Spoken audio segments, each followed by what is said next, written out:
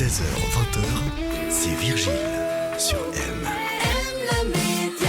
Excellent après-midi, vous êtes sur M tous les jeudis. Nous parlons environnement, de notre mère nature avec notre environnementaliste. Quel beau nom pour tout simplement annoncer notre Lucien Villemain qui adore l'environnement. Il est passionné par la mère nature. Bonjour Lucien. Bonjour Virgile, bonjour à toutes et à tous.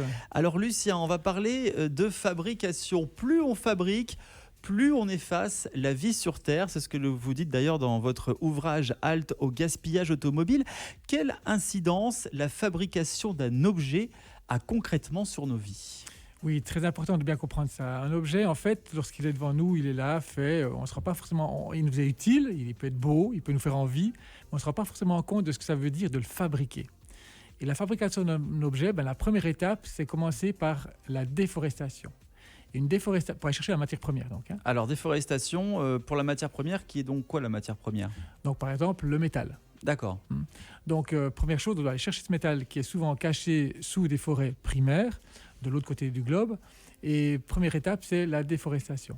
Et c'est vrai qu'on entend parler de déforestation comme ça, mais ce qu'il faut bien comprendre, c'est qu'une déforestation, c'est une éradication de la vie à la surface de la Terre. C'est-à-dire éradiquer la vie végétale, éradiquer la vie animale, éradiquer la microbiotique des sols. Donc, ce n'est pas un petit geste. C'est vrai que beaucoup ne se sentent pas directement concernés par la déforestation, puisque ça se passe à l'autre bout du monde. C'est ça. Et une fois que cette éradication de la vie à la surface de la Terre a eu lieu, on passe à une seconde étape qui est l'extraction minière. Et là, à cette extraction, c'est beaucoup d'énergie grise pour y parvenir. Donc l'énergie grise, c'est donc toute l'énergie qu'il faut pour fabriquer un objet. C'est l'énergie indirecte, en fait. Alors l'énergie grise, j'en ai entendu parler déjà plusieurs fois, mais ça veut dire quoi concrètement ? En fait, l'énergie grise, c'est l'énergie dont on a besoin pour fabriquer un objet.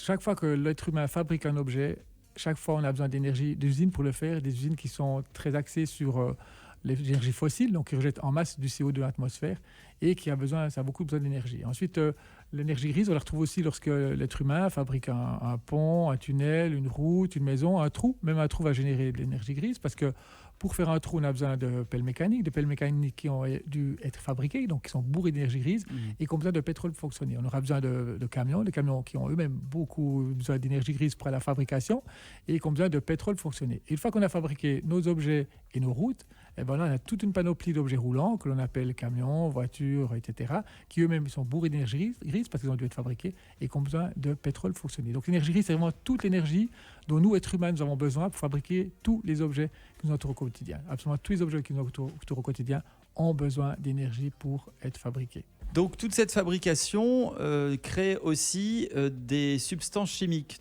Effectivement, ce qu'il faut bien comprendre aussi et prendre conscience, c'est que lorsqu'on fabrique un objet, non seulement on a besoin d'énergie grise pour la fabrication, mais on a besoin aussi de filières chimiques pour fabriquer.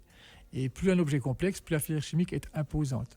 Une filière chimique qui indubitablement envoie des substances toxiques pour le vivant dans l'eau, l'air et les sols. Donc plus que jamais, protégeons notre terre, notre mère nature, en consommant moins, en réparant les objets. Merci beaucoup Lucien Villemain, environnementaliste. On se retrouve la semaine prochaine pour un tout nouveau numéro axé sur l'écologie, sur la protection de l'environnement. Bonne fin de journée. Merci, au revoir.